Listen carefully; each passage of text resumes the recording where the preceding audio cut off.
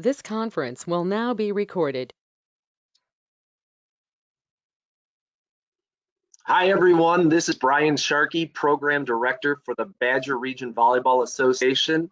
Today, we are kicking off our 5 Minutes With segment that features various experts, coaches, referees, and all kinds of volleyball stakeholders in our weekly interviews. Today, we are starting off with a good friend of the Badger region. His name is Marouane Jafir. Marouane, why don't you introduce yourself to all of our viewers here today? Hi, my name is Marouane. I live in Pennsylvania. I own a volleyball club in Delaware. I played professional volleyball and I'm currently the USA Volleyball Cadre.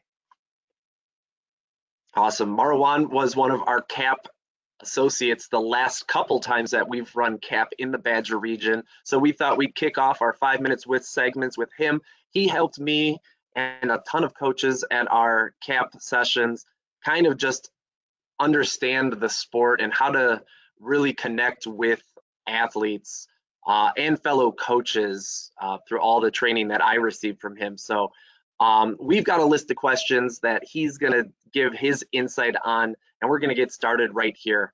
Marouane, if I'm a new coach, what advice do you have for me so that I don't get overwhelmed with everything? But at the same time, I don't want to overlook the small details. What do you say to new coaches? I say your first job is to make sure you're never somebody's last coach. And what I mean by that is it's easy to come to practice or to come to your team and overcoach and design practices that are oriented around drills and lots and lots of drills.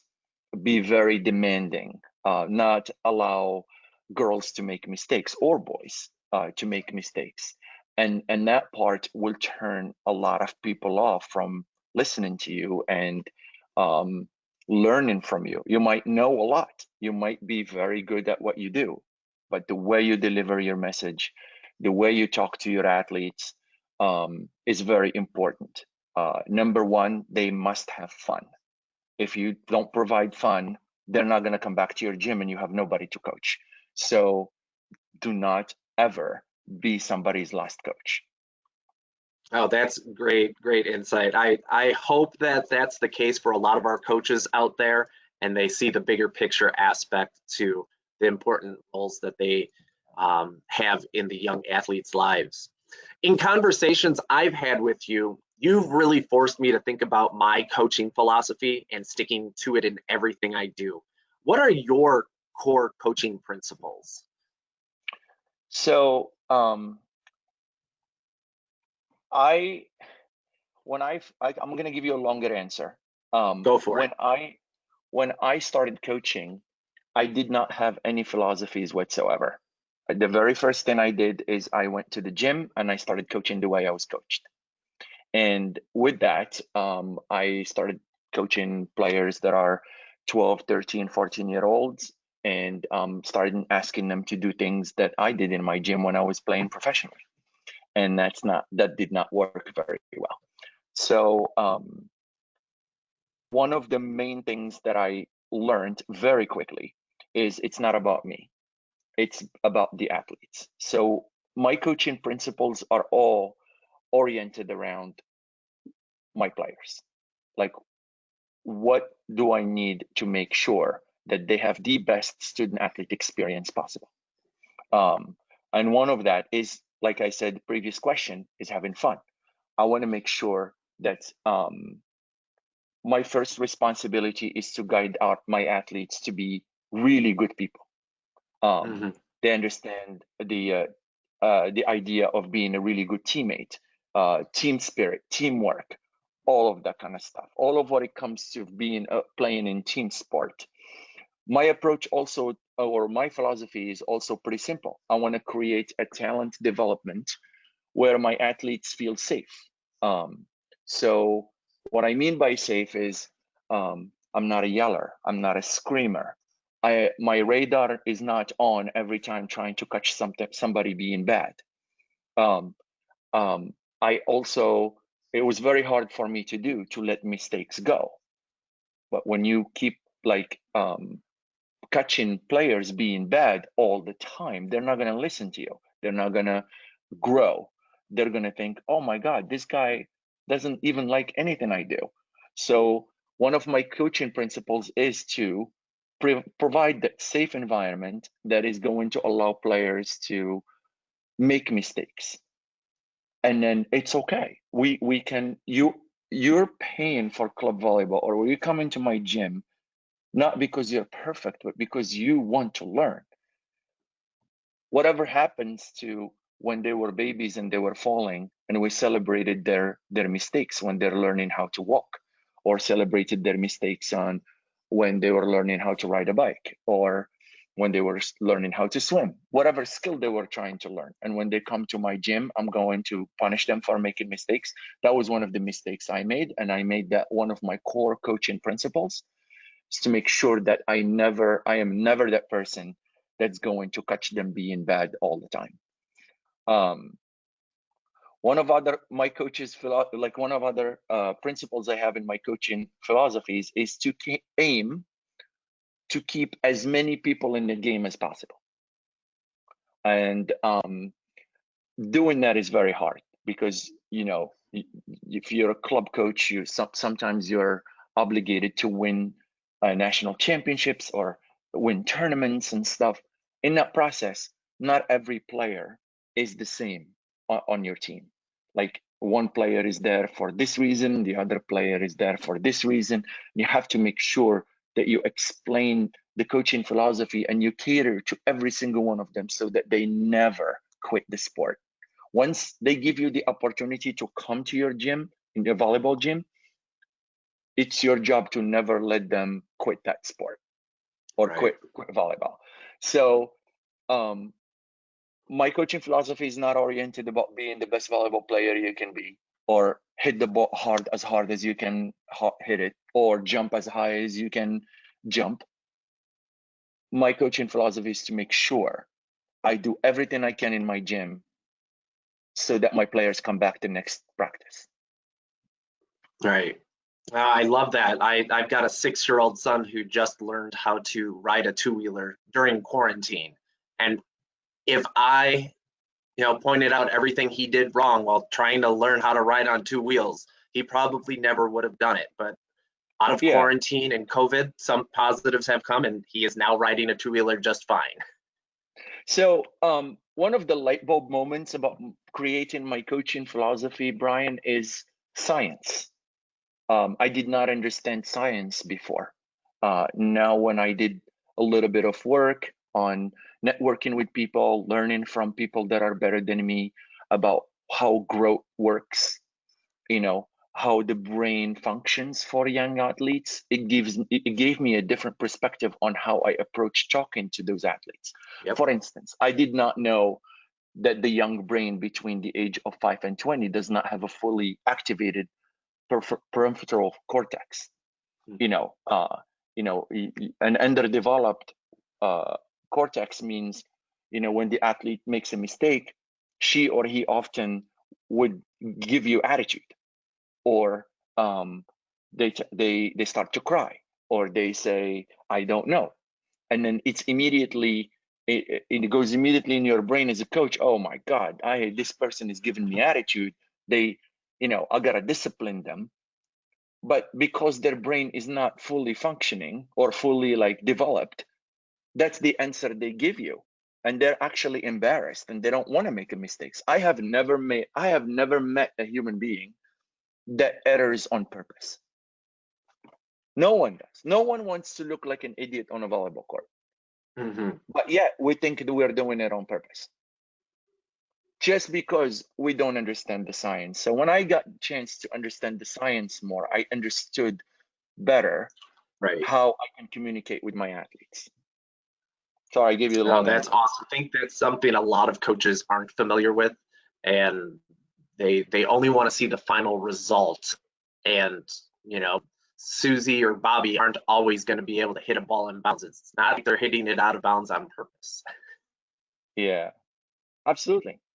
So As an educator of coaches, you do an awesome job knowing when to ask why to a coach or a player. Is getting coaches to think about their why difficult, a hard thing to do? Yes. The reason, in my opinion, is because we sometimes know more. Like, for instance, I know a little bit about the science of learning, how a player learns, or, different ways of how each player on my team needs to, some players need to see it to do it. Some people need to do it to do it. Some kids need demonstration, the different techniques. When you try, or when you ask a person to, you want them to believe what you believe, there is most of the time they're not going to, because they have pride and they think they know. So it's very hard for them to listen to you from the get-go, because they've been doing it a certain way before. So they're not just going to go, oh, Brian said that, I'm going to go do it in my gym. They might have really good athletes in their gym, and they go, whatever I've been doing, it's been working, so why would I listen to Brian, right? So what I found very useful is making my idea your idea, without forcing you to listen to me. Like, I'm going to ask you a question, like using the guided discovery method, for instance. Like, when I'm in my club, I never go to a coach and say, you need to do it this way. I will ask them about their way first. I approach them in a way where I want to learn their way. And I want to go in an exploration method with them to help me understand what's their thinking behind that game, or that drill, or that technique, or that whatever, and then get them to explain it to me. And then I'm open-minded. Maybe, just maybe, they're right, and I have to be the learner too. And then making that a conversation about that she and I, or he and I, are on the same team, and we are both have the back of the player. So whatever we decide at the end, whatever the conclusion is for the benefit of the person that's learning. And then that's how I approach when I explain to someone why I think this is what I would do. And it starts with, I ask them about their way, they ask me about my way, and then somehow we come to an agreement in the middle, or maybe toward mine a little bit, or toward their opinion a little bit. It's never direct. It's never like, you have to do this because I'm right and you're wrong. For instance, with players, for instance, a player hits the ball into the net. They go up and hit into the net, trying to hit 4-4. I'll be like, why did you do that? That was first thing what I used to do, is ask them why. And then they're forced to justify their answer, right? And they go, I don't know, coach, I'm sorry. Well, what I do now is I go, Susie, that 4-4 shot was going to be a kill, and it would be awesome. Okay, now, did you make that decision because you saw there was no defense in that zone, or did you see anything else? Like, what was your intention? So I empower them to give me the answer based on a decision they made, and I guide them to find whatever answer I want them to think about the next time they want to try that, if that makes sense. You have to have a conversation with your athletes. They are intelligent human beings. You have to have conversations with your coaches. You cannot just tell them, apply this, or do this, or do that. Most of the time, they're less likely to listen to you, and more likely to listen to you when you empower them. Right. I think it goes along the same lines that when you guys walk into a CAP clinic, you always come out of it saying you learned just as much as a cadre leader as the attendees. 100%.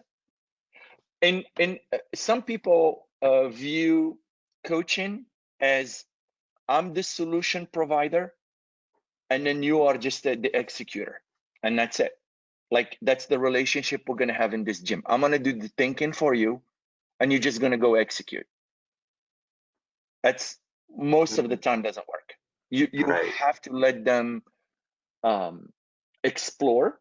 You have to make them make the mistake. You have to ask them why in that process. You have to guide them through the guided discovery method to the answer you want them to reach, and then they own that answer. Right. And then your idea becomes their idea. Absolutely. Marouane, I got another question for you on like a personal side. You're a former professional player, but not all former players make great coaches. I'm a former player, and I want to get into coaching. What do I need to look out for so that I don't come off as all-knowing or arrogant? If you go to coach 10 and under or 12 and under, and you go to the parents of that team and say, I played for the Olympic team, come play for me, right? And the kids, the 10-year-olds or the 12-year-olds come to your gym, they don't care where you played. You know what they care about? They care about how much fun they're gonna have. Yep. They care about the friend next to them, and how much, and the high-fiving and the celebration and the water break, and the pace of practice and how much reps they're gonna have and all that kind of stuff. They don't care where you played. So I learned this the hard way. I went to my gym and I tried to tell people how great I am as a player, and you should come play for me because of this. And I learned very quickly that I have to be humble, and the kids don't care about your volleyball career. What they care about is how much fun you provide. And I made this mistake, and I never understood. And I'd be like, I played professionally, I played overseas, this and that. Why do these parents think that coach is better than me? Why would they choose somebody with less experience, and I am the one with more experience of playing time, and they don't come play for me? And I learned it the hard way. So what I realized is that I have to get some coaching education as a former volleyball player on how to teach young players. Yep. And how can I tap in to that part in their brain that will make them love the experience in my gym and never want to leave my gym again. And when I understood that, I put all of my negativity, all of my thinking about how I did it before, and I learned from the science and how the game teaches the game, and how the only thing they care about is not what drill you copied from YouTube, but how much doubles and triples are they going to have in the gym, and small court and all that kind of stuff, so that they can have as much fun as possible. So coaching education, I will tell every single coach in the Badger region to contact you for information about coaching education, resources, articles, websites, books they can read. And if you played professionally or played at the NCAA at a higher level, the first thing you need to do is go coach a 12s team and see how humble you'll be. Absolutely. I think you learned a lot about yourself through this whole process, and that leads us right into the last question. What have you learned most about yourself through coaching and coaching education? Coaching education for me was a light bulb moment. I traveled the world. I've coached at the national team level in Africa. Men's, I coached men's volleyball, and you can have excellent athletes, professional, they make millions of dollars, they play in Europe, or you can have an under 12s team in Delaware or Wisconsin, whatever. And the principles of the science of motor learning, or the principles, are the same. You coach the athlete professionally the same way you coach the 12-year-old. And if you believe in science, and if you believe in how the brain works, neuroplasticity, or